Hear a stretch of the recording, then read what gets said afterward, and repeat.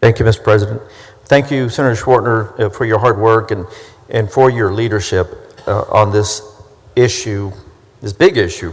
And I know we throw that, I shouldn't say throw, we use that word often when we say leadership.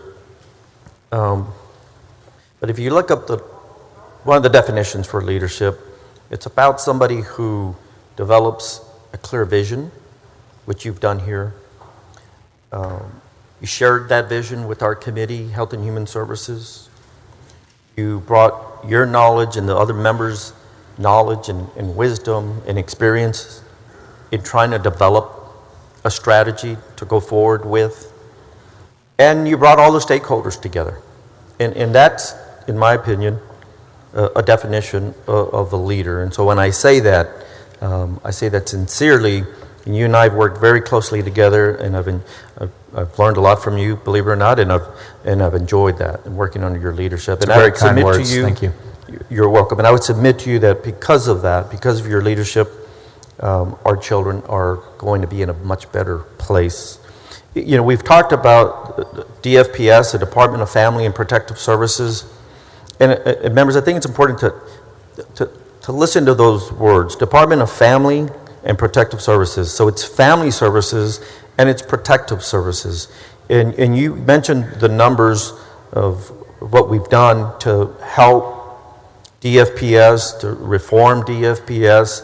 And I think it's worth noting, at least the 20 years that I've been in the legislature, that what we have done with regard to bringing on additional caseworkers, the pay raise that we gave them was $12,000 a year. It's never been done before. I mean, it's significant. It will make huge changes within the system.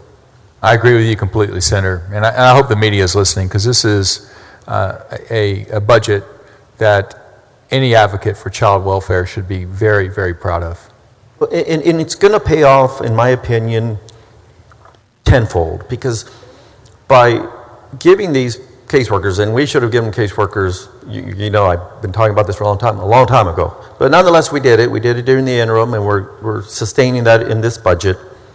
And hopefully continue, as we continue forward, it will, one, in my opinion, reduce the turnover rate amongst our caseworkers, which was extremely high. And years ago, I recall in Bexar County, it was as high as 75%. Wow. 75%. And we're not there anymore. So it's going to, one, reduce that turnover rate, but two, it's going to have a domino effect, if you will, because by reducing that turnover rate, you're reducing the caseloads that caseworker has on his or her desk, and then gives them the ability to go and see those kids and see those families. And at the end of the day, because of the monies that we're putting into this budget, the winners will be the children that find themselves in the system, and hopefully with the $219 million in prevention, never find themselves in the system. So I wanted to point that out. I thought it's definitely noteworthy what we're doing within this budget with regard to DFPS, and so I want to thank you for that. The other thing I want to talk about briefly is the $300 million that we're putting into the state mental health system. And you talked about that in your opening remarks. As you know, I have SASH in my district, San Antonio State Hospital. It's one of the oldest facilities. It's not the oldest. I think Rusk is the oldest, and Ash, I think, is the second. But nonetheless, it has facilities that are 75 years old. And you talked about this being I think you said 3-session work in progress. And I've been working on it for a little longer than that. But can you just give us an idea of where this $300 million will go and how we're going to put that to work? Thank you for your question about that. And I'm proud of the money that is in this budget for state hospital infrastructure renewal.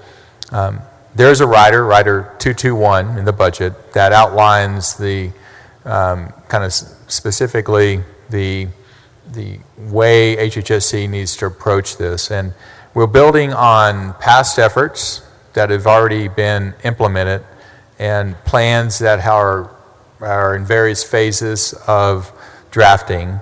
as well as building on existing collaborations with other healthcare-related institutions and community partners.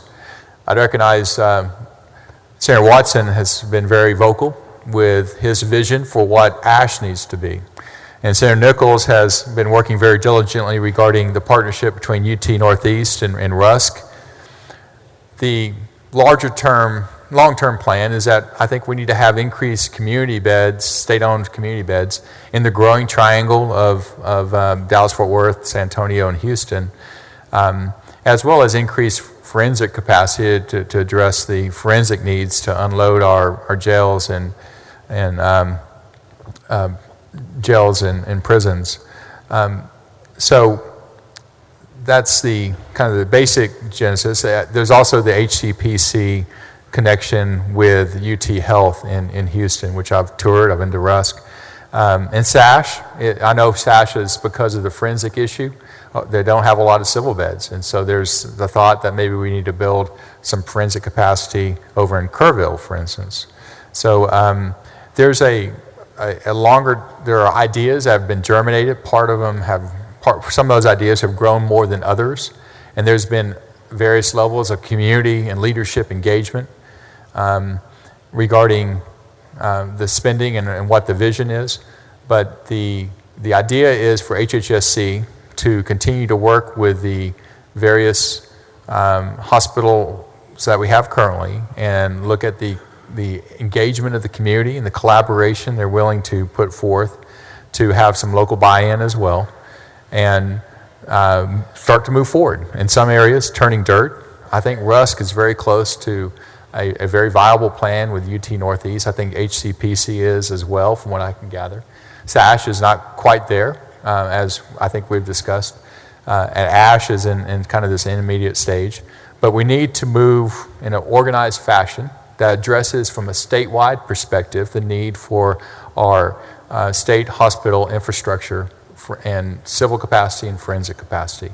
And I appreciate that and agree with you, and I hope as we move forward during the interim that we'll bring all those stakeholders together, and SASH has obviously played a role, but we can grow that capacity as well. I think the message is very clear, though, to all of the mental health community, is that we're serious about doing it as a legislature. And they need to start being very engaged with us, working with us. And I certainly plan on having interim, asking for the Lieutenant Governor to have an interim charge regarding mental health infrastructure, and we're going to probably be looking at it from a finance committee standpoint as well.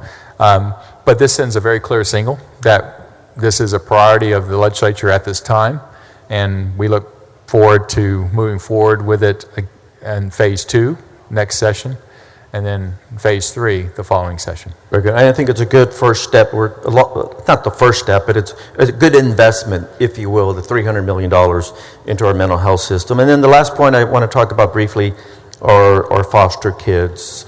With Senate Bill 11 and House Bill 7 that we passed out the other night, coupled with bills related to kinship care and expanding foster care capacity, we've done I would submit to you, some remarkable things, some historic things for our kids. And whether these are 6-month-old babies that have been abused in many different ways, or 16-year-olds, I think, well, I know and I feel confident that this budget is going to make that system for our kids so much better.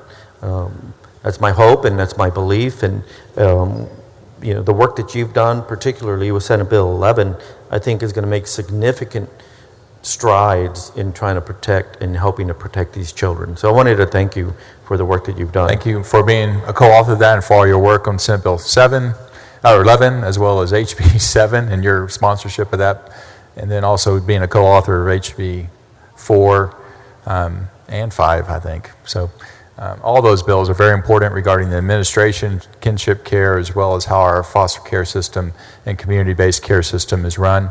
And they tie in very nicely with Article 2 DFPS budget. Well, and I wanted to point that out because I think it's important that we put our money where our mouth is. It's one thing to talk about it, and another thing to pass the legislation, but you have to put the money into the system. And here in this budget, I think we're accomplishing that. So thank you again. Look forward to working with you during the interim and next session. Yes, sir. Thank you, Senator.